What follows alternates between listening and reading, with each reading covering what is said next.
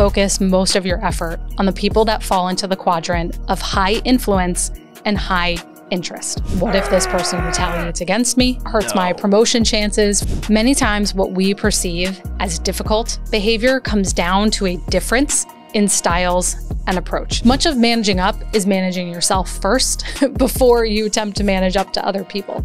I'm working hard, but it doesn't seem like anybody else knows about it. You can build your business case for greater compensation because you can say, look at what I've been already able to create. I could do more of this. When I say the word management, you might think, oh, my boss is managing me.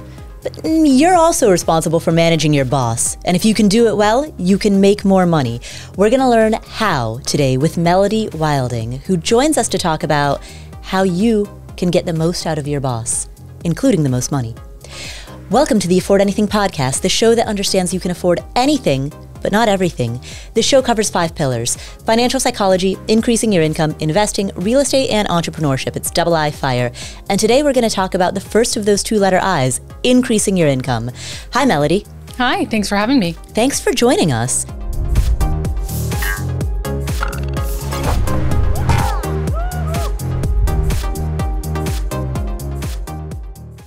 So there are 10 conversations that a person should have on an ongoing basis at work in order to do a better job, have a better relationships at work, and make more money.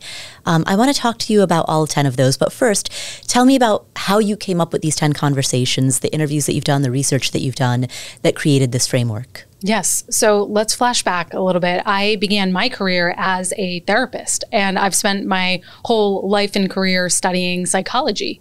And when I first started out coaching, I was working with people who were very high achieving, very driven, but at the same time, they were struggling because they felt very stuck. They felt overlooked in the workplace, and they couldn't figure out what was getting in their way.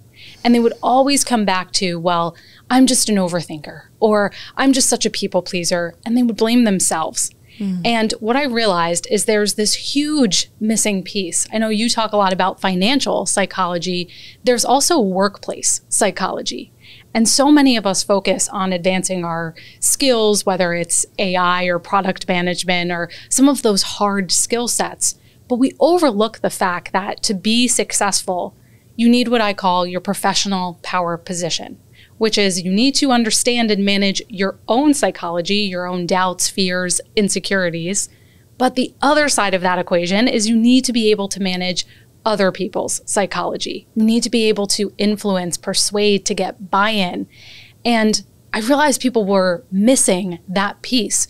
No one ever teaches us that. No one ever teaches us how to motivate other people or to understand what their drivers are or why someone may be resistant, especially not when it comes to managing people up the chain of command, because then you have authority and power dynamics that come into the mix. And around the pandemic, I started to notice this shift where people felt at the whim of everything that was happening around them at work. We had the great resignation happening and so many different trends where people were rethinking their approach to work, and so much change happening where even to this day, it seems like there's a reorg every other month, or priorities are changing daily. The person who is your boss today may not be the person who is your boss next month. Everyone is being asked to do more with less. You may be doing the job of 2 or 3 people.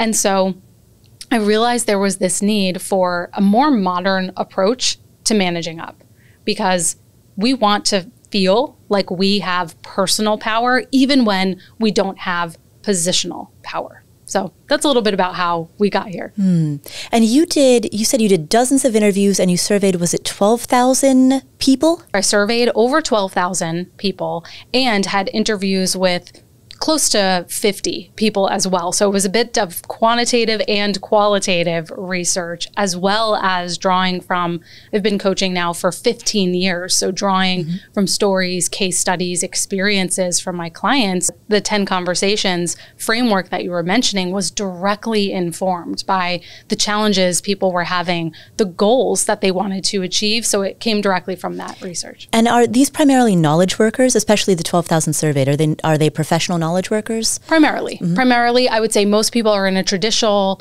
corporate Fortune 500 sort of atmosphere, but I have lots of people who were in academia, for example, in university environments, or even in healthcare environments. They may work in a hospital or a clinic, for example. But yes, most of them are your traditional knowledge worker. Right. And inside of Fortune 500 companies, I've heard from many people that it can feel stifling because there's so many players involved, there's so many things going on. It's hard to feel any degree of autonomy over your environment. That's correct. And it's becoming so much more ambiguous because we're no longer living in this very clean, you have one manager and there's a very clean org chart and hierarchy.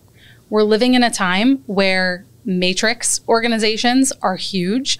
You may have one direct manager, but you may also have a project lead or a head of a certain function that you have to report to on certain projects or entire parts of your work. So it's not as clear cut as it used to be. And as you said, there's just so many more people in the mix. When we talk about managing up now, we have to go beyond our boss because you may have other stakeholders internally in your organization that you have to manage up to, but also externally. There may be vendors or partners that there are people in power positions there that you need to manage up to, build a reputation with, get buy-in from, and build trust with as well. So I think there is this assumption that when we say managing up, we are just talking about making your boss look good. And if you do that, you're going to put yourself in a precarious position because you need to be thinking about the entire ecosystem of where you're working. So let's talk through this framework that you've developed from all of your research. And let's start, each component of the frame really addresses a problem that people have. And so I want to work through these one by one. There are 10 of them in total. Let's start with the first component, which is around alignment. So we start with the alignment conversation. It's the foundation for everything. And let me also back up and say these conversations are sequenced in a very particular order, from the most foundational to the ones that are most advanced. Now, in real life, it's not going to happen that cleanly. You're going to weave in and out of certain conversations. You may need to have one multiple times. And when we use the word conversation, you alluded to this before, we're not just talking about one discrete chat. These are more ongoing dialogues that you are having. And we're talking about the formal moments where you may be in a meeting or a presentation or a one-on-one or your performance review, but we're also talking about the informal overlooked moments, like the hallway chat or that Slack message that you're sending to your skip level manager. So I just want to set that context for people. Now, the alignment conversation really came about because one of the most fundamental things I was hearing from people was feeling like they were spinning their wheels day to day, that they didn't really have a sense if what they were working on was meaningfully moving the needle for their team, for the organization. Is this promotable, high-value work, or am I just doing busy work? They also felt like, I mentioned feeling jerked around by the whims and feeling like they didn't have a good sense of what their boss's top priorities were, and then how do you match your work to that? So there was this sense of, I feel like the priorities and the target I'm trying to move towards is changing day to day. So how do I get a better sense of what matters to my manager? So how do you begin having these conversations that increase alignment between you and your, not just your one individual boss, but this whole ecosystem of people that you report to? Yes. Well, let's talk about with your boss first, because still at the end of the day, your boss is your number one customer. You have to treat them like that. And in the book, I have this section called Getting in Your Boss's Head, where you're trying to understand what is important to them. And not from a surface level, can you please tell me your priorities? Because if you ask a basic question, you're going to get a basic answer. And what we're trying to dig to is some of those unspoken priorities or the nuance there. Because what may be listed as OKRs or KPIs, key performance indicators, on a slide deck may be a bit different in reality. And so there's a number of different questions. One of them is, what are the metrics you, my boss, are asked about the most? Or what are the metrics you are discussing most often with your leader? Because that's going to give you almost instant clarity into what's important to them. Right. Because what gets measured gets managed. Correct. And that's what they're getting evaluated on. So they're going to pay attention to it more closely. So that's one of them. A second one is, what does good performance look like from me or from someone in this role? You pause, you let them answer, and then you say, great, now what does excellent performance look like? And this one can be helpful. This is also something you can ask in an interview, by the way. But this one can be helpful because it starts to get under the hood for what are the behaviors that someone in this role does that makes them a top performer. And that gets to this idea that hard work and talent, unfortunately, it only gets you so far.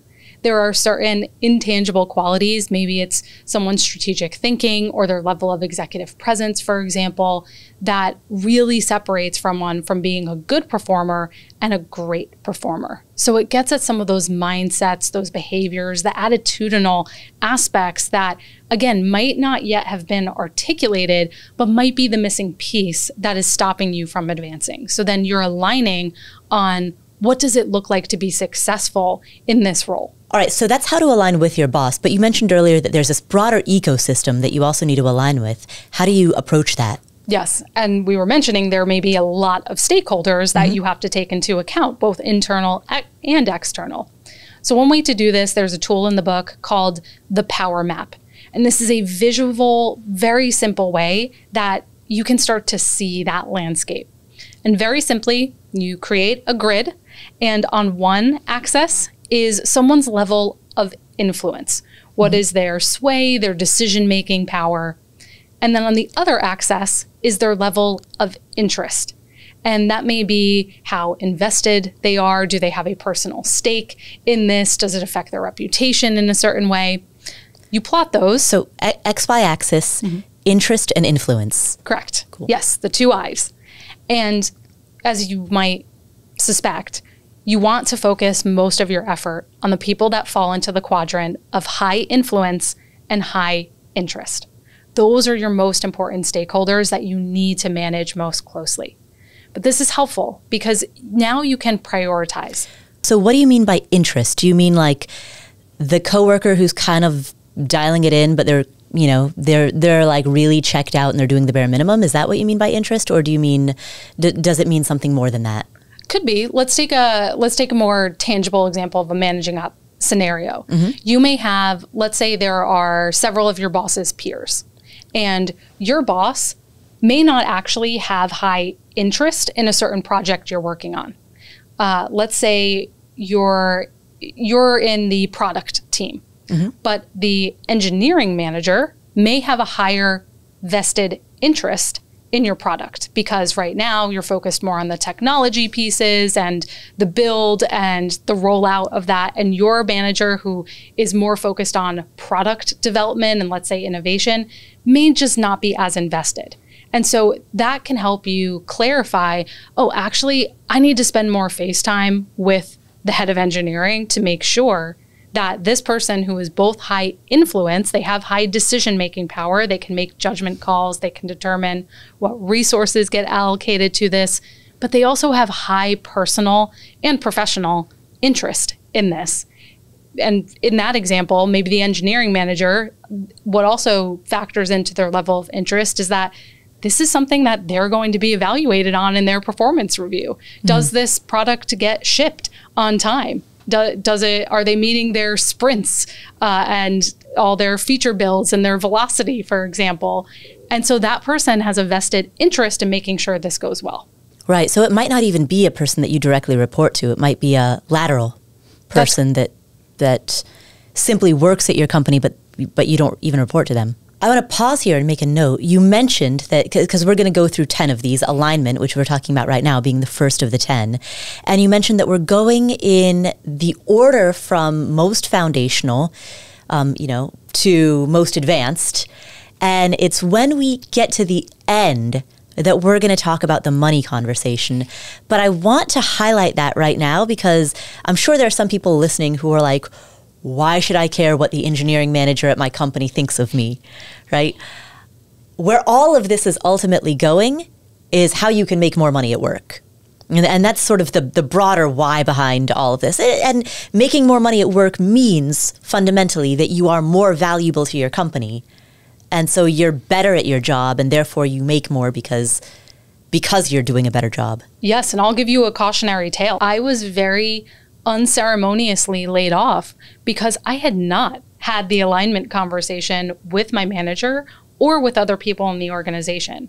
And I was working on a project that was really seen as tertiary to the main business.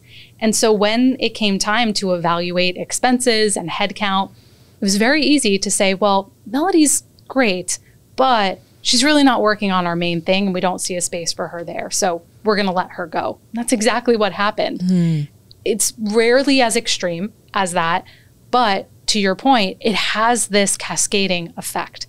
When you are aligned on high value, high visibility work, then you have more impressive results and outcomes to bring visibility to.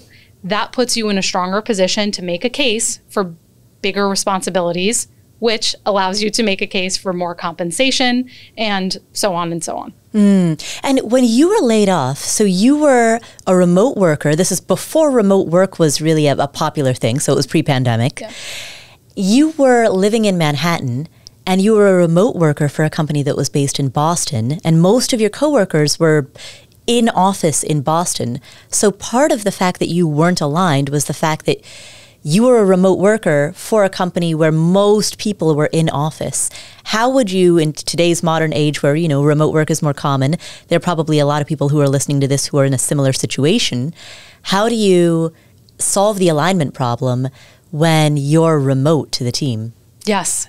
And as you said, there wasn't as much recognition of it then. And now we know this is something called proximity bias, where just by virtue of spending more time around people, we build a stronger relationship with them, greater likability of them. So unfortunately, there is some truth to, if you are closer to people, then you will have better visibility with them.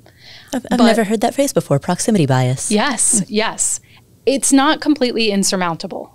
At the end of the day, there's no replacement for true FaceTime, which even back then, I would go maybe quarterly, and I wish I had amped that up. I wish I would go monthly so that I could have those lunches with people. I could have that just pure relationship building time where I was doing internal networking. That was a big mistake that I overlooked, and we'll talk about this in a bit with the networking conversation.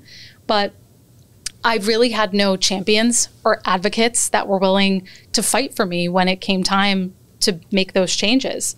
Nor did I really understand the perception of what I was working on at the higher leadership levels. I thought everything was hunky-dory, and everyone thought this innovation initiative I was working on was great. And there were concerns and hesitations about it that if I had spent more time just having conversations, even virtual coffee chats, or even asking to sit in on certain strategy meetings, I would have been able to pick up on those things. But it just wasn't even in my awareness at that time. There is no way for someone to keep tabs on every single thing you're doing. And so it's up to us to tell the narrative of not just what we are doing, but why it matters. What value is it creating for the organization? And too many of us, we focus on activities instead of the outcome of that activity. But all of this goes back to alignment, because we need to make sure we're working on things that matter in the first place. So we've talked about part one, which is the alignment problem, and that addresses the question of how do I make sure that I'm working in alignment with the goals of the company, even when those goals are constantly shifting. What if you work for a boss who is constantly like, well, let's do this, let's do that, let's do this. And it's just never-ending shifting goalposts. Yes, and I think many of us have worked for that just idea generator, the person who has like 1,000 ideas as soon as they come in for the day. If you work for someone like that, it's important to channel their enthusiasm, because what you don't want to do is become the wet blanket who always says, well, here's why we can't do that. We said we were going to do this, because then you create a perception of you as difficult, as a blocker. We don't want to do that. So we want to channel their enthusiasm. So the next time they come up with an idea, you can say, that's really interesting. I'm going to put this on this list for now. You can call it an ice box, or you can call it a revisit later list, or you can just say, I'm going to note that down here. I'll add that to the agenda for our next quarterly touch base, and we can revisit it then. You are recognizing, I hear you. This can be of value, not right now. Or you can say, how does this stack up against this other priority? I want to make sure we're spending our time wisely, or we're capitalizing on the most high value opportunities here. So you can kind of force them to evaluate and rank, where does this fall? Now, there are some bosses who are going to be more idea generators than others, and that is a reflection of your boss's style, which is what moves us to part 2 of this 10-part framework, managing the style of the boss that you have. And you've identified 4 archetypes, 4 style types of bosses, one of whom is very idea generation prone, the others of whom have different pros and cons. Can you elaborate on these 4 different archetypes? Many times what we perceive as difficult behavior comes down to a difference in styles and approach. We are talking past each other or at each other and not to each other. And so that brings us to this next framework, another 2x2. And this comes from decades of sociological, psychological research that has looked at communication styles and what makes that up. And what researchers have found is it, broadly speaking, comes down to 2 different dimensions. The first of those is dominance. So how much does someone like to assert themselves, feel control in a situation? How quickly do they like to move? And then the other dimension is sociability. How much does someone prioritize relationships, connection in terms of how they approach situations? And so you plot that, as you said, you get 4 different styles. Now let's start with one I call the commander. This is often the most challenging and misunderstood of the styles. This is someone who is high in dominance, but lower in sociability. So the commander, they move quickly. They are more comfortable making decisions with incomplete information or before there's total consensus. They are very focused on efficiency, outcome, results. They care about beating the competition, being first. They want to have a lot of control over a situation. So they can come off as very much a highly dominant type, which people can find off-putting at times because they care much less about who is on board, how does everyone feel about the situation, and more about how quickly can we get this done and what value will it create. So that's the commander. And then we get to the cheerleader. The cheerleader, also high in dominance, so they move quickly, they aim high, they set a lot of goals, but they're also high in sociability. So this is that idea generator. This is someone who is much more motivated by mission, vision, big picture thinking. They really resonate with words like opportunity. And because they are higher on sociability, they tend to be a bit more outgoing. They often communicate in stories or anecdotes. They care a lot about reputation and optics. So if you are delivering something to a cheerleader, you want to make sure you've put a bit of time into polishing it so it looks good, so it sends the right impression. Then that brings us to the caretaker. Caretaker, think of this as the opposite of that commander. The caretaker is low on dominance, high on sociability. So just as the name suggests, this is someone who really values stability and harmony with other people. They want to make sure everyone feels heard and understood and taken care of. Because of that, they may move a bit more slowly. They tend to be a bit more cautious because they want to make sure, is everybody happy? Is everybody okay? They also take more time to make decisions because they really want to be thorough. They want to understand all of the details, the background. How did we get here? Whereas the commander that I was mentioning earlier, just give me the bottom line. Don't give me a lot of details. So exact opposites. And then last, we have the controller, someone who is low on both dimensions. And you may think, well, what is that like if you're low on both of them? Right. Low dominance and low sociability. Correct. And so these are people who are very process-oriented, systems-oriented. They really value excellence and precision. They can be a bit perfectionistic and rigid. They may not always be as open-minded to new ideas because they want to work on optimizing what we already have.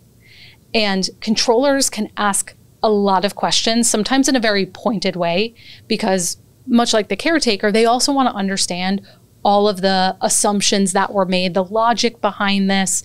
And so sometimes they can come off as a bit defensive or even resistant to ideas. One thing that strikes me as we talk about this is there are a lot of different frameworks for understanding how people operate in the workplace. So you've got this framework that you've just outlined. And then there's MBTI profiles, there's the Kolbe test, there's the Clifton Strengths Finder. And so there are all of these different ways, Enneagram, I guess, there are all of these different ways that we can map personality and interpersonal dynamics. How do you layer all of that? Because if I'm thinking about the people that I work with, and now I'm thinking about their Clifton Strengths Finder and their Kolbe A assessment and their how they fit in this styles framework and their MBTI, there's kind of a lot going on here. There is. Don't get too obsessed with this because it is very easy to try to psychoanalyze someone till the cows come home and it just becomes circular thinking. Right. Just use this as a shortcut to say, okay, I think generally speaking, my boss is a commander. Let's just take that my boss is a commander. So generally speaking, I know I can't anticipate this kind of behavior for them. When I present to them, I need to make sure I'm minimizing the amount of context and backstory I'm leading with, and I'm getting right to my main request. But do not drive yourself crazy because yes, I will also add on to some of those assessments that you were talking about. DISC is another one. Oh yeah, the DISC assessment. Based on the same research. Yeah. Based on the same thing. Or we have the OCEAN personality, the Big Five personality. They're almost all of them are based on a lot of the same fundamental research. I could go off on a whole tangent about that. But use it as a shortcut. Do not get too obsessed with it. The important thing I want to say, though, is just as much effort as you are putting into understanding other people's style, you also have to make sure you are communicating your own. Because that's where managing up can go wrong, is when we are just so deferential to other people that we lose ourselves within it. And that is not what I am advocating for. You should not just turn yourself into a chameleon to adapt to whoever is in front of you. Not at all. This is a two-way street. And so the other half of the styles conversation is making sure that you are articulating and you are sharing your own preferences. And you're able to find, where possible, a middle ground, compromises. You're able to create expectations with the people around you. A powerful way to do that, this tool called the Me Manual, which is essentially where you create a guide to you as a professional. This may be something you do completely for yourself, that you never show another soul. But it is very good practice and self-awareness to articulate some of the preferences and approaches we have, because most of us, it's like we're fish swimming in water. We don't even know how explicitly how we're operating in the world. And we never think about how we want people to treat us. And so it's a great exercise in that respect to think about, how do I process information?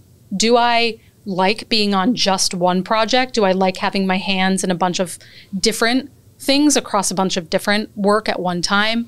Are there certain constraints I have around my work hours or my boundaries when I answer responses after hours, for example?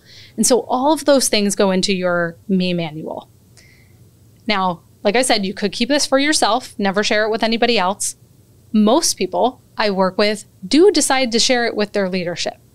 And I have never had someone come back and tell me their boss was angry at them for doing this. Usually to their surprise, their boss is like, this is great.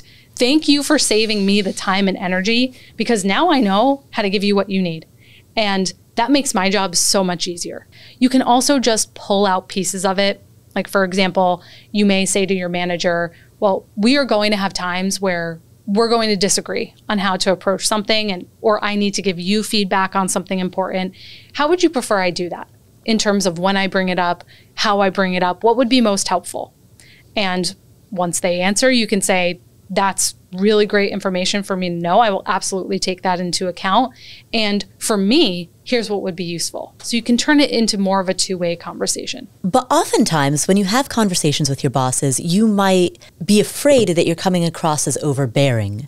Or you might, when it comes to that broader ecosystem, you might be afraid that your colleagues feel threatened by you. How do you manage concerns like that? Yes, that brings us very nicely into the ownership conversation, which you can see how we're building here. So we've talked about alignment, which is getting clear on what we need to focus on. Mm-hmm. Then we talk about styles, which is, okay, how do we approach working together with less friction and stress? And now ownership is about, how do I start stepping outside of the bounds of my immediate little box and job responsibilities to take on more? And this is all laying the groundwork for some of those later conversations, advancement, visibility, money, for example. So ownership is the third part. So it's alignment, then styles, and then ownership is the third part of this 10-part framework. Yes. Okay. And now that you understand more how the people around you work, like the mechanics of their mind and what motivates them, now you're in a better position to take ownership, because you can get buy-in in a way that actually resonates with other people. You can get more quickly to yes, go ahead, do this because we trust you. How do you avoid coming across as overbearing? How do you take ownership, particularly if you're in a role where you don't have a whole lot of autonomy, you don't have a whole lot of authority? How are you able to take that ownership? There's an idea I talk about in that chapter that is called persuading. And this comes from Robert Cialdini. He's the godfather of persuasion. And actually, he found that there was a step or a process that comes before persuasion, which he called persuasion. And we've been talking about laying the groundwork, and this is another example of that. Persuasion is all about, how do you prime people to be ready and more receptive to hearing something? Because I'm sure we've all had that experience where someone just comes out of the blue and makes a request of you and says, like, for example, you may have someone on your team that says, Paula, why don't we try this? I heard this brand new thing. I'm going to go purchase this software, or I'm going to go put this email campaign up. And you're like, whoa, whoa, whoa.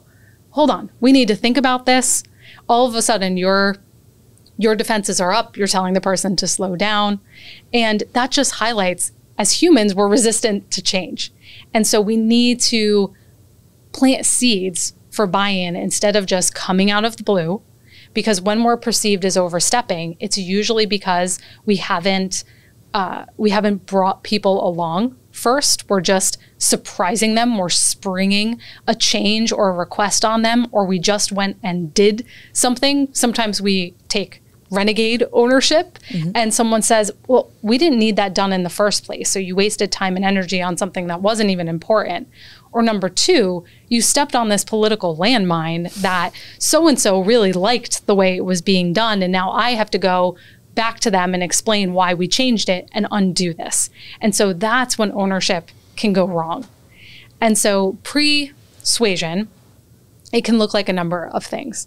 It can look like taking a survey in advance to gather some data and then kind of using that as your segue to say, oh, I took the liberty of asking a few people about their thoughts on this. This is what I got back. So you're almost building that business case in advance. It could be asking someone questions about historically, how has something been done? How has that worked out? So you're starting to plant the seeds for, is there opportunity for improvement here? Which gives you an opening to say, what do you think of this plan? So it's basically priming people to be more receptive to your idea or your proposal. Another way to avoid that trap of coming off as someone who is overstepping or coming on a little too bullish is to also position your ownership as an experiment, a test, a pilot. Because when it comes to managing up, again, we need to have that upward empathy and realize that the leaders above you, one of their main jobs is to mitigate risk. And by risk, I mean financial risk, reputational risk, any other type of resource risk. Like we don't want to divert people to this and then it's a waste of time, for example. And so one way you can very quickly mitigate that sense of risk is by saying, well, why don't we try this with a segment of our customers? Or why don't we try rolling out 4-day work weeks for 3 months? We can see how it goes. We can evaluate at that point. And if we're not happy with it, we can always roll back. How does that sound? So when you do that, again, you're lessening the commitment that someone is making. You're giving them this out. So they're automatically more likely to say, okay, that sounds reasonable, because it's not as big of a jump. I think a lot of people who are listening to this will say, you know what, I don't even have the authority to be able to make those types of suggestions. Particularly people who are a bit more entry level, people who are maybe in a completely different department, but they have some ideas about how a different department should be run. Should people just stay in their lane? You don't have to necessarily stay in your lane, but you do need to calibrate your expectations. Because if we're talking about you're someone in marketing and you see how something in sales could be done differently, it's like 6 degrees of Kevin Bacon. You may be so many degrees removed from that it's going to be a real uphill battle. The ones that are the lowest hanging fruit are things like neglected needs. So is there something that everyone keeps saying, oh, it'd be really great if we had this process or this spreadsheet or whatever it is, but it keeps falling by the wayside or it keeps falling to the bottom of the agenda? Can you capitalize on that? Could you take initiative to say, hey, I took the liberty of putting this together. I know it's something that could be valuable to the team. And then it could be something that is rolled out across others. So neglected needs is a great one. You can also look at feedback patterns. Are there certain things that you hear again and again from your stakeholders, from other team members, from clients, where you have a leg to stand on to say, hey, we've heard this from 5 of our largest customers. Would it be helpful if I met with someone on another team to maybe kickstart this, for example? So you can float the idea. And when you float the idea, at least then you're getting back information about the objections of, no, that's not something that we're interested in, or no, I really want you focused on this work. Maybe we could revisit that at your review. At least you're getting information about it. So it doesn't hurt to put the idea out there because it gives you insight into how you might pivot. So if you're taking more ownership, then you're taking on more. But that means your workload has increased and you can quickly burn out. How do you manage that? Yes, that's where the boundaries conversation comes in. I can't understate the importance of this. This conversation has been, I think, the most popular one. And it's because I hear from people all the time, I'm doing the job of 2-3 other people. I don't know how to push back without looking difficult because I want to make sure I'm perceived as a team player. So what do I do? And that highlights this tension with this conversation that we at once want to be helpful, but we don't want to be a pushover. So what do you do? Because in the workplace, no is not a complete sentence. It is in every other aspect of life. But in the workplace, just imagine if one of your team members, you ask them to do something that you think is very simple, and they just reply, no. And that's it, right? It would just be very off-putting and just like they're throwing up a blocker. And so we have to be more diplomatic about that. And that's what the boundaries conversation is all about. And what I find people overlook the most here is the power dynamics part of it. We are not thinking about the leverage we do or don't have to set boundaries. And in the book, I call this your pushback power, because someone who has been at the organization for 6 months and really hasn't proven themselves, really doesn't have that many relationships, has very different pushback power than someone who's been there 6 years, who's very much a known quantity, who has established themselves in their track record, right? The person who has been there longer has a lot more clout. And so your pushback power, you want to be looking at and assessing everything from your tenure in the organization. What's your level? Are you someone who's more junior, who's more senior? What is the strength of your relationship with your manager, but also other allies or champions you have in the organization? How unique is your role? Are you in a tough to replace role for the organization, which means you have more leverage to ask for exceptions many times? Mm-hmm. And even things like, what's the state of the team or the company as a whole?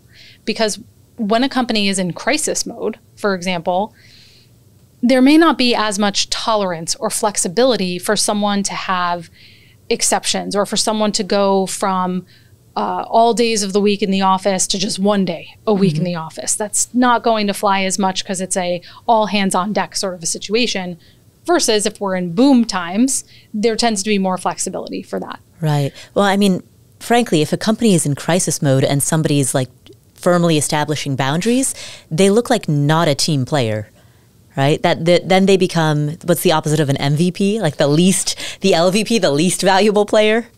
You have to read the room, right? Yeah. Yes. You have to read the room and calibrate accordingly. That doesn't mean you can never set boundaries. But again, you have to be more strategic and selective about when you do. Which leads us to, well, how in the world do you do that? If I can't just say, no, that's not something I can take on, what do you do? So the first approach I recommend, the one that's really like the Swiss Army knife and applicable to most situations, is called the trade-off. And that is where you are creating a forced choice. You are saying, okay, I hear both A and B are important. We're not able to do both with the team that we have or in the time that we have available. How would you like us to prioritize? Or what would you like us to reprioritize, to delegate, to temporarily slow down on? And so you are setting the frame that both of these things can't be done. You're saying that a little bit more tactfully than that. And subtly what's happening here is you're putting the final say, the final decision-making power back in the hands of the person with higher positional authority. So you can say, well, here's what my recommendation would be as someone who's on the ground dealing with this day to day. I would recommend we, keep A on the same timeline and we push aside B for now. You can make your recommendation, but ultimately the final say goes back to them. That makes a lot of sense. The second one is a great one if your positional power is very low. And that's called the conditional yes. So you say yes now to preserve your reputation, and you set an expectation for the future. So you may say, I hear this is important. I'm happy to help out with this time because I know we have to get this over the finish line, but I hope we can both understand I can't always accommodate less than a 24-hour turnaround time in the future. Or another way to say that is, again, hear this is important. I can get it done this time, but why don't we set aside, I'll grab some time on your calendar for 2 weeks after we're through this busy period, and we can reassess how we tackle these types of things going forward so that we can get ahead of them. So you can create some sort of a process going forward. It makes sense then why in this framework, we've talked about alignment, we've talked about styles, we've talked about ownership. It makes sense then why the boundaries conversation would come next, because you need to be aligned with the company goals and understand the personalities that you're dealing with and take ownership over certain projects before you can then say, all right, and these are the parameters around which I will do so. And I think where a lot of employees fail is they will start with the boundaries conversation. I've seen that happen, particularly if I may say so, around Gen Z. I don't want to be one of those like millennials who's, one of those millennials who's like criticizing Gen Z. I feel like this notion of like almost a cult of work-life balance has really infected the Gen Z mentality to such an extent that I've seen some people lead with it, right? And I've seen some people lead with, I'm coming in with very little skill and I'm not an expert in what you do but I'm going to lead with my list of demands and I want this compensation and I want this and I want that. And I've seen people start there. They came into the workforce many times during the height of the pandemic. So they haven't been around these workplace dynamics. They haven't learned the ropes of workplace politics really. And so that's much more likely. What I often find too is that this is really tough for people pleasers. And I am a recovering people pleaser myself. We either go to over accommodating, like our immediate reaction is sure, yeah, I can do that, no problem, before we even think about it, or we snap back at the person because we're already so overwhelmed and we say, how could you possibly ask me to do that when I have 10 other things on my plate that you already gave me? And again, neither of those is a good look. So a really easy switch you can make, this takes practice to train yourself into this, is to, instead of framing your boundary in the negative, frame it as an affirmative. So what I mean by that is, let's say your boss asks you to do something 4 p.m. They drop a request on your desk. Instead of saying, I can't do this today, you would flip that and say, I can give this 30 minutes today. Or I'm not available after 6. I'm available to meet 3, 4, 5 p.m. So you're giving the affirmative instead of the blocker answer. And we as humans, we are very loss averse. And why this works is because when you frame your boundary in the negative, you're highlighting what someone loses or doesn't get.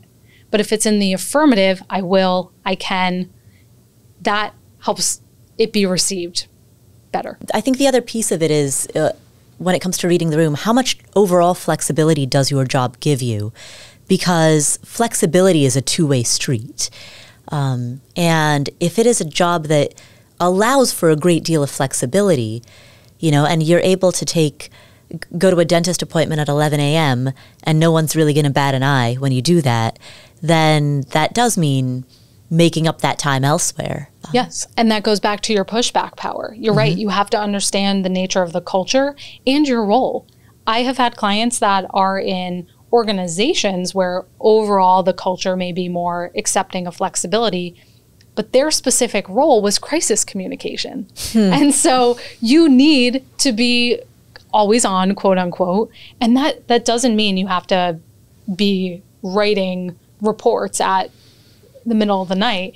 It can mean that you just reply and say, received, we'll get to this first thing tomorrow. That you're just acknowledging it. Because most of the time, even people who are micromanagers, micromanagement comes from wanting a feeling of control and being uncomfortable with ambiguity.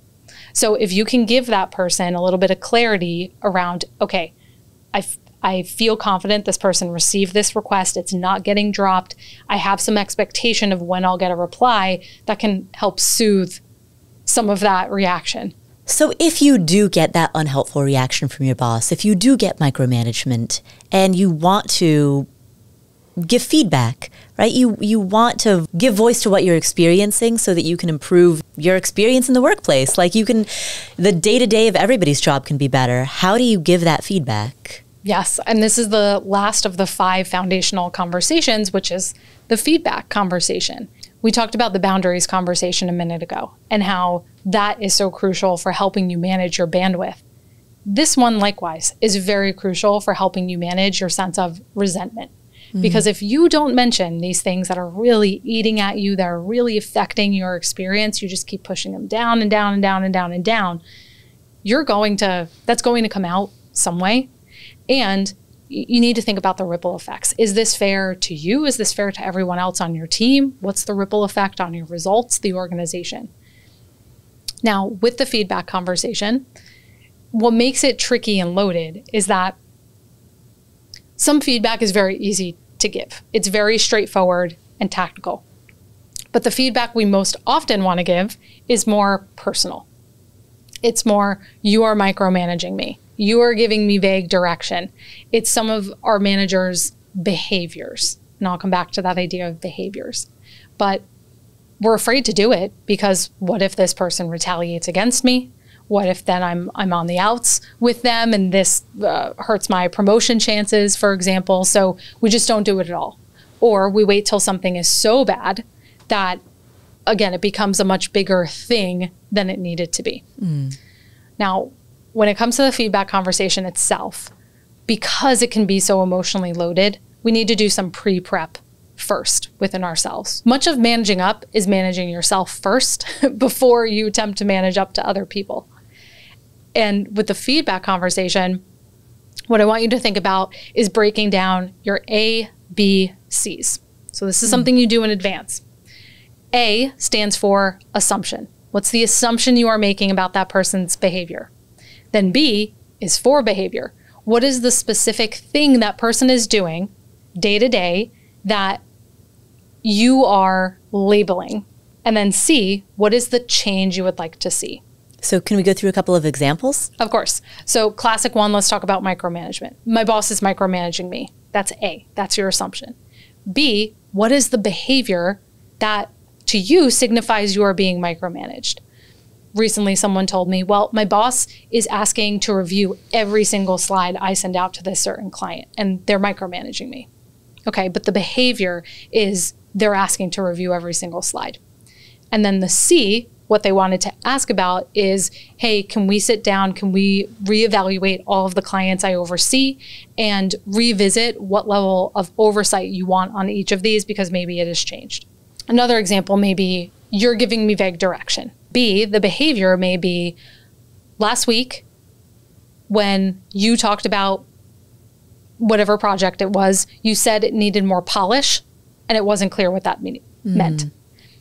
And C, maybe, what I would like to do moving forward is I can put together a rough draft or a brief and present that to you first, and we can sit down and go through it before I spend a lot of time on the final product. That might be your C. It sounds as though the assumptions are really judgments, right? So the behavior is the boss wants to look at every single slide, or the behavior is the boss is their feedback is flimsy. But the judgment then is that they're a micromanager or that they're unclear. That's correct, right? Another way to think about it is it's an accusation that you are making. But where I see people go wrong is they come into the feedback conversation. They say, okay, I'd like to talk about something important with you. I feel like you are micromanaging me. And then we're both just backed into our corners. Right. Because your boss now is having to defend their personality and their approach. There's nothing actionable there for them to latch onto. Now, that's not to say you can come right into the conversation and say, when you are asking me right now to review every single slide, and that's not helpful, can we change that? We need a bit of more of a segue because, as I mentioned with the ownership conversation, we want to mitigate negative surprise as much as possible. So how this looks in the feedback conversation is we want to start out with a shared goal. And so you may say, is now a good time to talk, get agreement? Yes. Okay, great. I hope we can both agree that we want to do what's best for our clients. Or I would love to talk about how we work together better, even more effectively. Does that sound good to you? Great, right? So we're establishing we're both on the same side of the table instead of against one another. It's more future focused. It's more solution focused. And then that's where you can segue into the behavior. And you can explain the situation. Here was the behavior. Here was the impact, right? Classic SBI model of feedback. And then ask, is that something you would be open to, right? And hopefully we get a, yes, that sounds great. Let's do that. I didn't realize that was the case. Sometimes you might get resistance.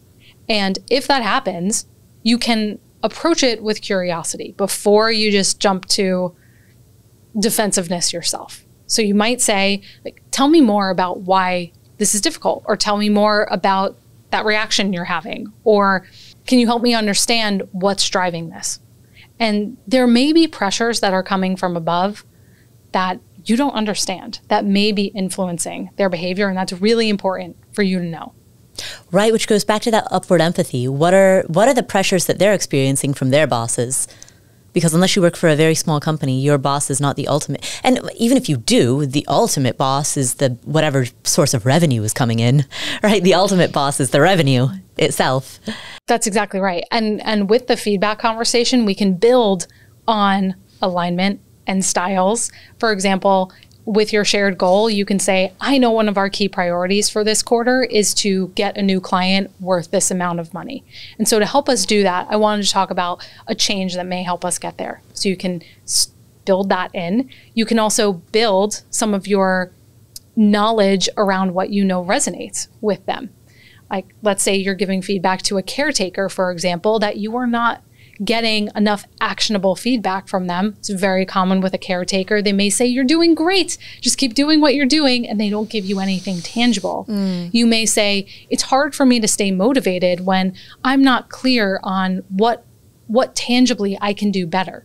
So would you be open to giving me a specific example or walking me through a time where you saw that I could do something more effectively? Because that's going to help me feel more motivated, more engaged, and that's going to speak to that person more. Let's pause here and do a recap of the first 5 steps of this 10-step framework before we move on to the next 5. And because the opening 5 have a different theme to them than the closing 5. Yes. So the first 5, we have alignment, styles, ownership, boundaries, and feedback. And these first 5, they are foundational. They are more reactive to you dealing with the personalities and the situations that are already happening around you. But these next 5, we have visibility, networking, advancement, money, and last is quitting. These ones are more proactive. They're more about shaping your future and your career trajectory. So the first 5, the reactive ones, which we've gone through in detail, we've really worked through how to be a better communicator in the workplace and how to manage across the entire ecosystem with different styles, different personalities, different situations. But what happens next? Now that we've reacted to the environment around us, how do we begin to become proactive? Yes. What's the first step? With the first 5, we've really moved from being a subordinate to more of a trusted advisor. And the next 5 really build on that, because when you're a trusted advisor, you are handed more opportunities and more compensation that goes along with those opportunities. The first step to that, though, is visibility, because people need to know what you are working on. We have all had that feeling that I'm working hard, but it doesn't seem like anybody else knows about it, or other people are getting credit for my work, for example. And it can be really frustrating and demoralizing. And so visibility is all about how do you tell a story around your accomplishments to showcase the value you are bringing without being braggadocious, without being big-headed, conceited, because that's what we're all afraid of. We don't want to be that self-promotional blowhard that everyone is like, ugh, don't like that guy. We want to be genuine and tactful about it, but still we want to get credit where credit's due. So does this come from framing your accomplishments in the form of what the team has done? That's a big part of it. Storytelling is, I think, at the heart of this, though, because we were talking earlier about activities versus outcomes. And that's the difference here. When we talk about activities, it's just, I did X, I did Y. Okay, so what? Or I did X, I did Y, so that it could facilitate, it could create, it could open up these opportunities. There needs to be the next step for what that creates. And that's what storytelling helps do. And I'm not talking that you have to be like Pixar level, tell like the Lion King saga here. That's not what we're talking about. We're talking about just putting the work you have done into a more structured anecdote so people understand just a little bit about the background, what you did, and why it matters. That's all. We're just talking about structuring it more simply. Most of us, though, we are just moving through our day-to-day without even awareness of the results that we are getting.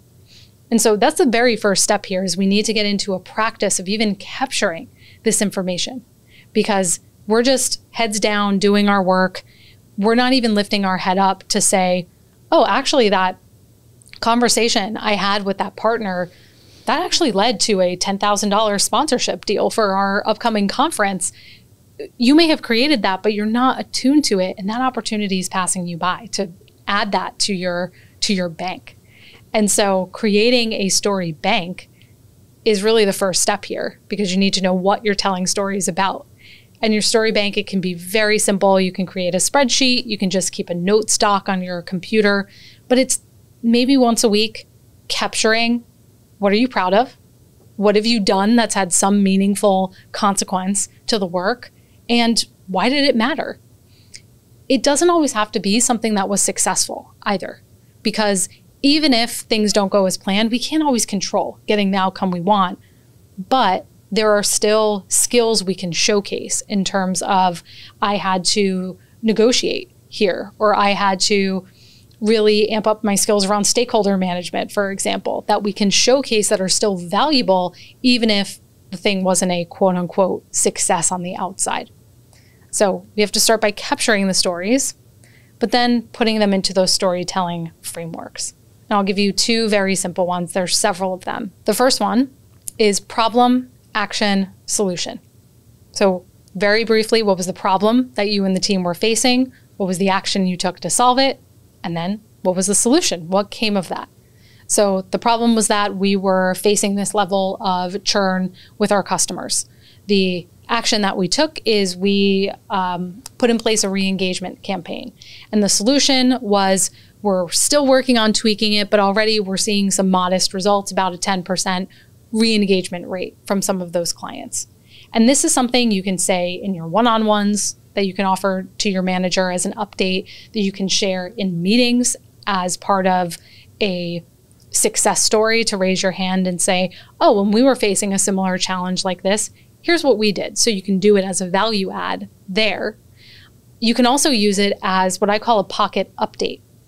And this gets back to the way beginning of our conversation when we were talking about how managing up, we need to look at optimizing those overlooked moments, because you may be on a Zoom call with an executive before other people are coming in. You're both kind of awkwardly, waiting for other people to pop in the room. And the person says, so, how are things going? And most of us just say, oh, well, not bad. Yeah, it's been busy. Yep. Same old. Yeah. And we just fritter that away. Right. Instead, imagine in that moment if you were like, actually, it's been a pretty productive quarter. We were noticing that churn was down. And so we did this and it had this outcome. And that person, even if they aren't really fully interested in that, you've left a better impression on them. But more times than not, they'll say, that's really interesting. You should talk to Bob about that because he would love to know about that. So it can open up these other doors. It's also, it's a much more decisive way to use that time, right? That we all know that awkward Zoom, oh, we're just waiting for a few more people to join and then we'll get started, right? We all know that. And if you can sort of take control of what is said in that awkward space, it does create more credibility. It makes you more of a leader. That's right. It adds this air of gravitas. The second framework I would highlight here goes back to what you were mentioning around, well, do you just highlight the team's accomplishments? Right. And a lot of people get very hung up around this when it comes to self-promotion, because they'll say, well, it wasn't just me. It was my team. Or especially if someone is a manager or a leader, they'll say, I wasn't the one on the ground executing. They were. And so this framework is called We, Then, Me. You talk about, here's the group or the team's efforts, and then me. Here was my individual effort. So it was really great to get the new website launched. The team really came together. Jack and Susie did an excellent job on XYZ, and the QA team really pulled everything all together in the last minute to get us up ahead of time. And I really enjoyed leading the strategy, doing the wireframing, and working with the design partner on this. And we're just really happy with the result. So the balance is, yes, I'm acknowledging team effort, but we want to make sure that your individual effort gets in there as well. You said to have a story bank. Are we right here laying the foundation for the eventual pay me more money conversation? Because that's very much what the story bank sounds like. You got it right. That's correct. Yes, this becomes a multi-purpose tool that you can build your business case for greater compensation, because you can say, look at what I've been already able to create. I could do more of this. All right. So before we get to the pay me more money conversation, I feel like there are a couple other building blocks that we also need to establish. Where do we go after visibility? Where do we go from here? Visibility tends to open up more opportunities for networking. Because as you're becoming more visible, more people know who you are. And again, important juncture point for advancement and money, because we're living in a time where your manager may not be the only decision maker for your advancement or your compensation. It may involve your skip level or a committee, for example, a panel. And so you need to have some of those other internal relationships. And that's what networking is all about. So number 6 is visibility and number 7 is networking. That's correct. In the context of networking, so many people work remotely now. How do you network internally across your team when people are living in different states? In many ways, it can be easier, because you can just hop on a Zoom. You can just send someone a Slack or a team message and say, hey, I really appreciated what you said in that meeting the other day. It stuck with me because of this. I appreciated you sharing that insight. sometimes that's a lot easier than having to drop by someone's office or travel across the country to be able to share that message. So yes, while FaceTime does matter, we talked about the proximity bias, actually not having to be in the same space affords you even more flexibility, because most of the people I work with, they work in multinational companies. And so their company may have an office in LA and New York and the UK and China, for example. And now you can build relationships with people at all those different locations and sites where that was just impossible before. How then do you know who to have these virtual coffee chats with, right? As you're eventually amassing the building blocks that builds that case for why you should get paid more, you don't want to waste your time. You're already busy. How do you identify the key players? Yes, there's 3 that I recommend, 3 groups of people that you want to prioritize. Number 1 is decision makers. That may be your boss's peers, heads of other functions, for example, skip level leaders, or even board members, for example.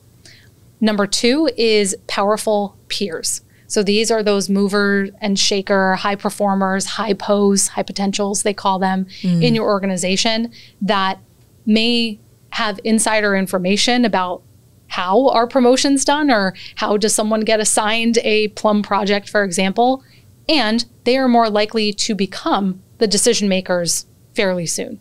And also those powerful peers also tend to be super networkers. They tend to know other people. So if you tap into their network, it tends to be higher leverage because you get access to a broader group of people. And then last are the behind the scenes folks. And this could be admins, IT, HR, often the forgotten people that can really come in handy to have a relationship with them. If you have a good relationship with an executive's EA, executive assistant, for example, and you want to grab time on their calendar to follow up about a meeting, and that person knows who you are, they're going to be more likely to move things around for you and squeeze you in for 10 minutes with that person. So that can come in very handy. Right. Gatekeepers are huge. Good. Now, as we're approaching these people, we don't want to waste their time. So how do you offer value to somebody? How do you offer value to any of these people that you want to connect with? Yes, it's very easy to get hung up on, well, I'm a lower level person. How could I possibly meet with this person that's a VP? I have nothing to offer them. And how I want you to reframe this is to think about info asks, information-based asks. And an info ask could be anything from, how does this process work? Do you have a recommendation for a vendor? Are you open to talking about your career experience, how you got here? And I have a whole list of over a dozen in the book, different types of info asks you can make. And the reason why this can be effective is because people love to tell you how knowledgeable they are and to give you advice about things. People love nothing more. That's number 1. And number 2, it's low stakes. You're not asking for funding or career sponsorship or mentorship. People ask me all the time, how do I get a mentor? You don't get a mentor with just one conversation. You get a mentor by building a relationship with them over time. And it starts with conversations like this. And then the third reason why it's helpful is because it gives you a reason to follow up, to say, hey, I took that advice you had about coaching my team member. Here was their response. It actually worked out really well. I will definitely use that going forward. Thank you. And that builds the relationship almost faster than anything else. Right. The fortune is in the follow-up. Yeah. What about if you're reaching out to an EA or a gatekeeper? Would the same rules apply? I think so, because what I have found in my experience, I'll use the example of reaching out to someone in HR, for instance. And HR, IT, those types of folks, they're often very neglected. And so if someone reaches out and says, hey, I would love to understand more about your role, and maybe I have colleagues to refer to you, or I would love to get your advice. I actually had a client who did this, who was having an issue with an underperformer on their team and who reached out to someone in the HR business partner and said, I would love to get your 2 cents on how to handle this situation, kind of off the record. And that blossomed into this closer relationship between these two.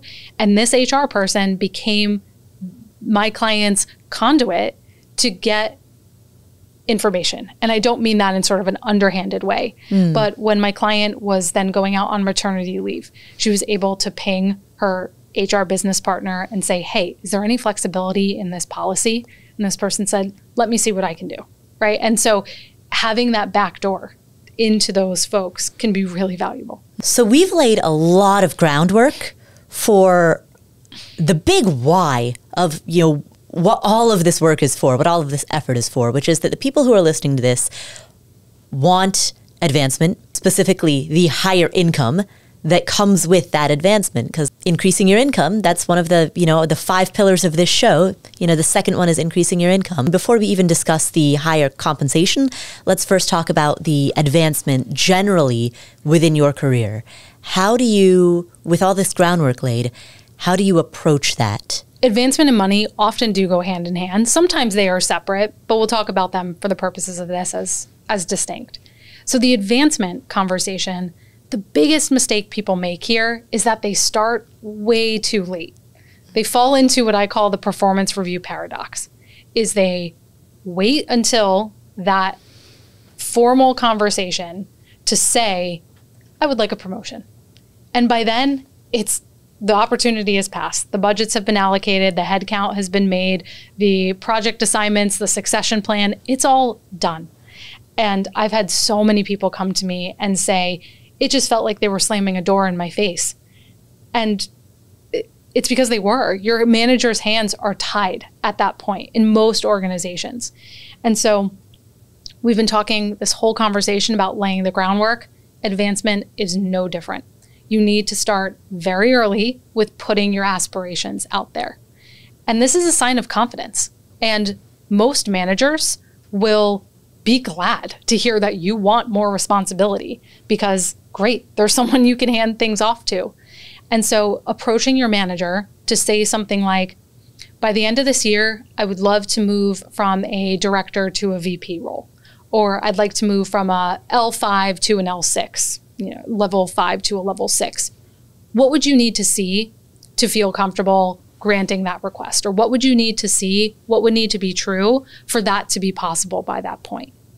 And this is sort of just an initial conversation to, again, understand, get a temperature check on where your manager is at with this, to start to assess what do they need to see in terms of your readiness, and to gather data. Are there other people that need to be involved? Like, for example, earlier this year, I had a client who did this, and she found out that in her organization, they had changed a policy, and she had to have a formal mentor through a program that the company had set up in HR. And she needed to fill out a form, get set up with this mentor who was essentially like a sponsor for her promotion. But she never would have known that if she didn't have this initial conversation with her manager. So essentially, you're giving them plenty of notice in an informal way. You're giving them plenty of notice that you've got your eye on this particular promotion. Is there a risk that you could be labeled too ambitious or too climbing? There always is. There's a risk to anything, right? And I think as we get towards the end of these conversations, the last one will be about quitting. And managing up is one of the fastest ways to suss out, is this an organization where I can be successful or not? Because once you start having these conversations, you can see pretty quickly and clearly who is supportive, who is not. And so if you are making a reasonable request, I would not consider it reasonable if someone came to me and said, I'm an individual contributor, I'm analyst level, and I want to be a director within a year. That is too ambitious. That is just not realistic. But if you are making a reasonable request and you have the track record from your visibility to back it up, and someone says, you're too ambitious, then we need to start having a bigger conversation. Of course, you don't want to make your boss your single point of failure. That's why we need to have had the networking conversation, because I have had a client who was told this. She was essentially told, just stay in your place. Just do your job. Just be quiet, was essentially what she was told. And she did not take that as an answer, much to her kudos to her. And what she was able to do, because she had had the networking conversation and she had done the visibility steps, she had allies in other departments. One thing she did was she had went to HR and said, I would love more opportunities to speak within the organization. And HR was like, great, because we always need people who are willing to go on podcasts or lead panels.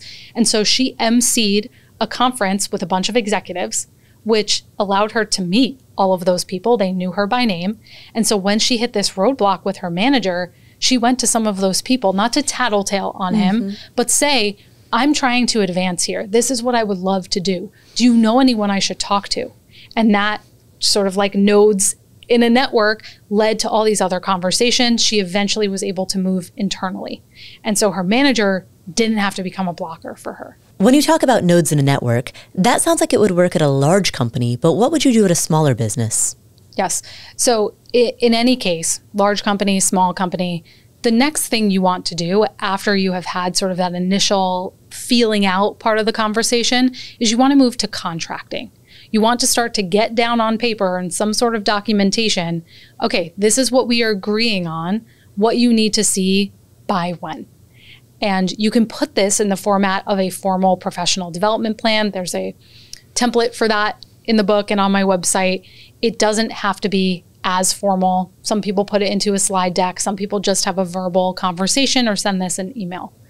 But it's documenting, okay, I would love to be able to take on this new project, because advancement doesn't always have to be a formal title change. It may be a change in scope, growing your team, taking on some sort of stretch initiative, for example, a lateral move. But you do want to start to get down, okay, here is what we agreed on, so that when you have your one-on-ones, you can be tracking against this. And I recommend that one-on-one a quarter be dedicated, or at least you are discussing your professional development. And you can say, earlier this year, we talked about that I would love to lead this new project. So far, I have done this, this, and that. Are we still on track? Is there anything else you would need to see? Has anything else changed? Are other players in the mix? And it becomes less of a you begging for this and more of just you're checking the boxes and you're tracking with this as you go.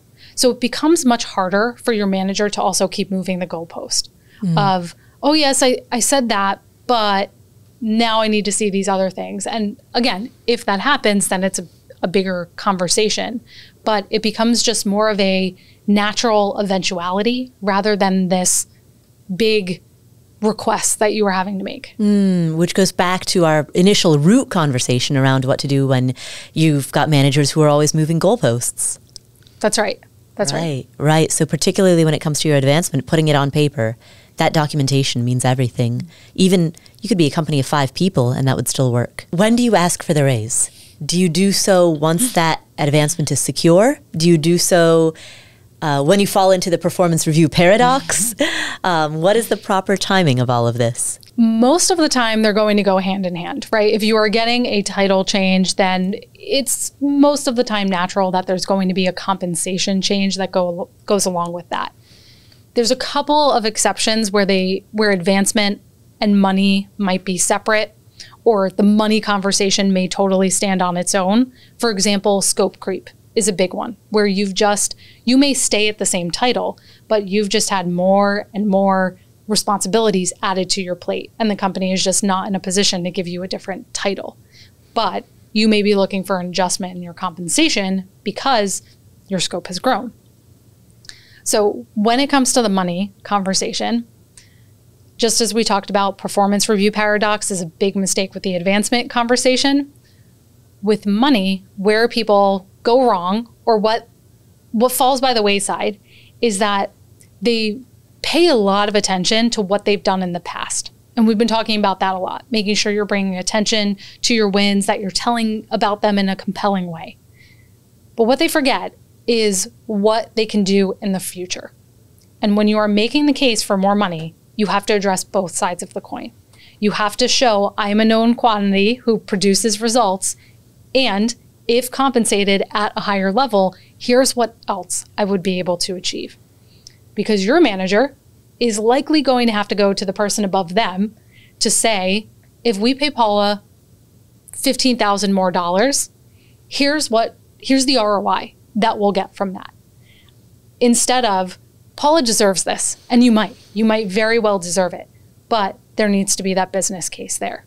So you need to be able to say, if I move from manager to director and the compensation is adjusted accordingly with that new title and scope, I'll be able to, because of the level of influence I'll be able to work with larger clients, which could conservatively bring this amount into the company. But there are people who worry that if they talk about money at work, they're going to be viewed as somebody who only cares about money. And that might, reflect on them negatively in the context of being a team player. If you are not compensated fairly, then that's going to have this chain reaction of you starting to pull back, feeling resentful in your role. And in actuality, it will cost them a lot more to replace you, to recruit someone else, than it may be for them to give you $5,000, $10,000, $20,000 more. And we're not talking about bringing this conversation up every day.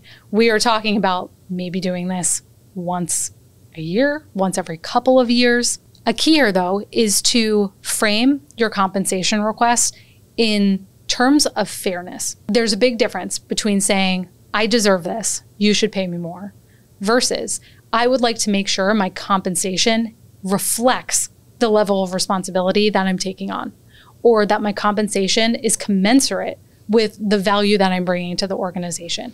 Because that makes it more like we're writing the scales, more like this is an even exchange of value. I'm really not asking for something that's unreasonable. I'm just asking for something that is fair. What do you do if they give you a policy-based answer? We give raises every year in December, and we will give a range of between 3% to 5%. And that is our process. There's a few different directions you could take this. Number one, you could ask, have there been any exceptions to that policy for people who are particularly high performers or have produced significant value for the organization? I have a client who's just doing this now. She pushed through a major new change initiative, and she's being evaluated for an off-cycle promotion now because of that. So that's one thing you can do. The second thing you can do is sort of plan for the future to say, that's really helpful. So would it be all right if we check in 3 months from now to make sure that I am on track for that evaluation in December, for example? You can do that, sort of get an agreement for evaluating in the future. And you can also ask, all right, I understand the band is typically a 3 to 5% increase. What would be true for someone to be granted the top end of that range? What would you have to see, or what have people showed in the past to be given that? So you're getting more data, and then again, you're tracking against it. But what if you're, let's say the upper edge of the band is 5%, but what you're really going for is 10% or 15%. What would you say in order to try to capture that when they tell you that the policy is capped at something lower? Yes. So again, a couple of every organization is going to be different. Some companies, it's very rigid, and they may say no exceptions, that's it. In those cases, you may look at, are there other options for compensation? I have had people do really creative things, get adjustments to their bonus structure. For example, flex days. I have had several people get stipends to redo their home office, for instance, instead of actually getting the salary, or even equity, for example, or RSUs, in the case of a startup organization. So there may be other forms of compensation where you could get that. Again, asking if there is precedent for potential high performers who have gone above and beyond. And if you are open to it, you could say, all right, I understand there are limitations here. The 5% will work for now. Can we revisit this in another 3 months if there is other flexibility? Or sometimes there are things you can do on the HR end of things where you may be within your same title. So there may be different bands within a manager or director title, and you may be able to move bands within that title level. So there may also be things you can do on the HR side, which is why you need to do your research before you have this conversation. Right. And that's also why it needs to start early, because if you wait until decision time, often the decision making is actually a formality of what was already decided 6 months prior. That's right. Now, when you're asking for a raise, should you ask for the amount that you want, or should you aim higher in order to leave room to negotiate? I am a proponent of leaving room to negotiate, because you may go in and you may say, all right, 5,000 is really what I need. And if you go in and say that, you leave yourself no room there. But if you go in and say, what I feel would be fair is 7,500, then you give them room to counter. And then you can come back and say, yes, actually 5,500 would be suitable for me. So you want to make sure you are not asking for only exactly what you want. You are leaving room to negotiate. And one other pro tip here to even know, what do I even ask for, is in terms of when you are doing your research and gathering your data, have discussions with your coworkers. I know it can be so awkward to talk about money with the people you work with, but it's helpful for everyone in terms of equity to have an understanding of pay bands. And so I'm thinking of going into a conversation with my manager and asking for X, or even asking for this range between X and Y. How does that sound to you?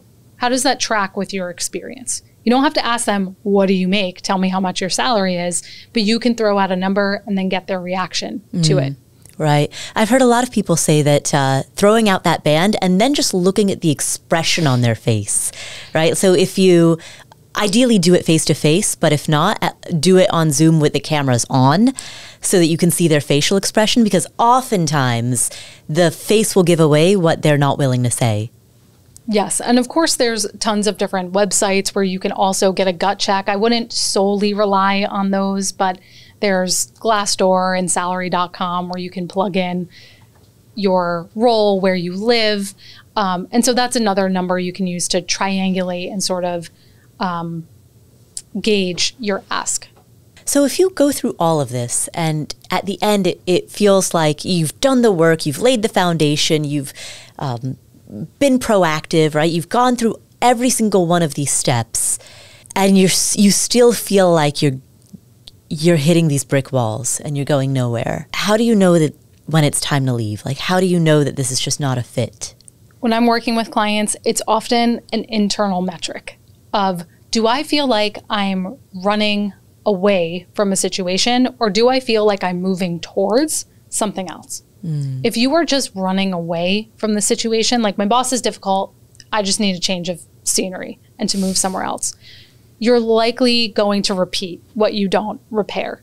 But if you feel like, I have tried, I've had all of these conversations, I've tried to get alignment, I've given feedback, I've spoken up about my advancement, I'm just hitting wall after wall after wall, you get to a place where you're more at peace to say, you know what, I am at an objective point where this is not right for me and I'm ready to move on.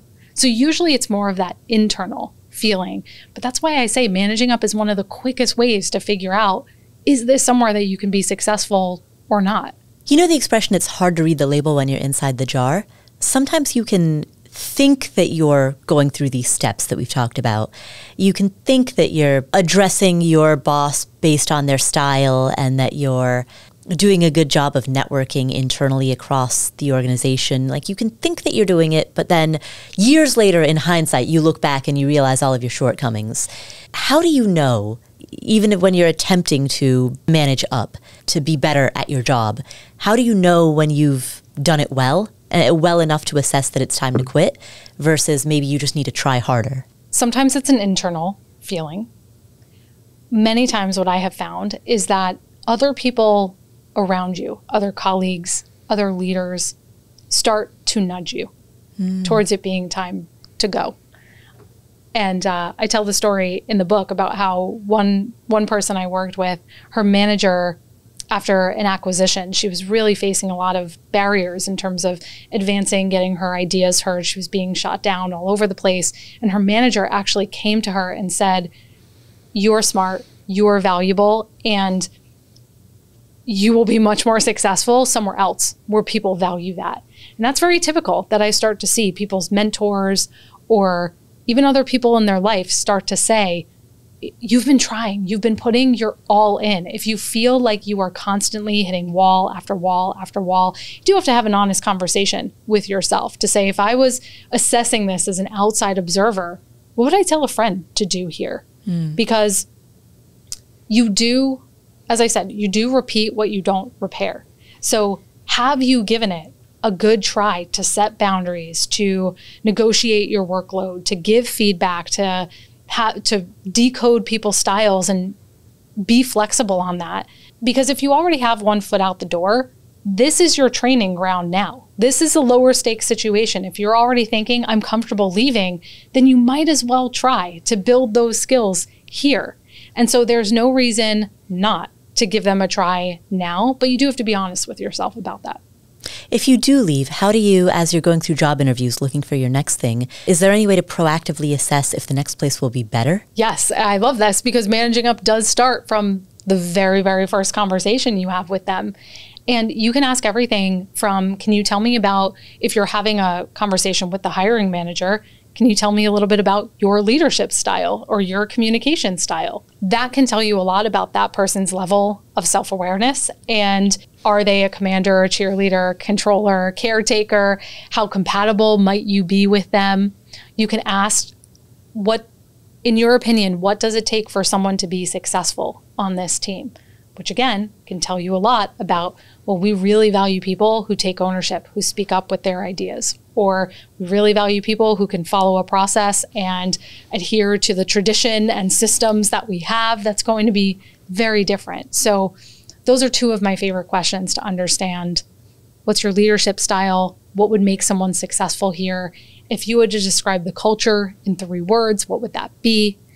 How do you handle it when there is more work than there are people? Can be another one. Or what is the culture of feedback here? Do you have feedback rituals? That can be another one you can ask.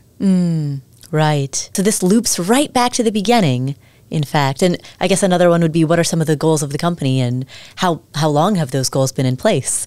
That could give you some insight into the alignment. That's right. And why are you hiring for this role? Because at the end of the day, you're not selling yourself in an interview. You are trying to solve their problem. So as you were saying, it's your very first alignment conversation to say, what are your pain points? What issues is this causing you?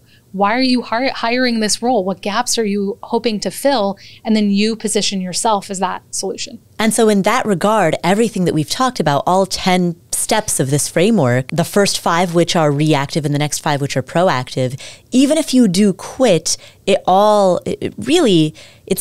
not steps so much as it is like points on a circle, right? They all loop back in on themselves as you cycle through different companies or even different roles within your company. Exactly, because the quitting conversation, it can be, I'm leaving this organization, but it can be, I'm wrapping up this role or capacity. And each of those are junctures where we have to manage our relationships, our reputation. And as you were saying, the cycle goes round and round again. Right. Well, thank you so much for spending this time with us. Where can people find you if they'd like to learn more about this 10-step framework or any of your other work? You can grab the book at managingup.com. And on that page, we actually offer access to a bonus vault of many of the scripts, templates in the book. So just pop your email in there and you'll get access to those. Oh, wonderful. Managingup.com. Thank you so much. Thank you.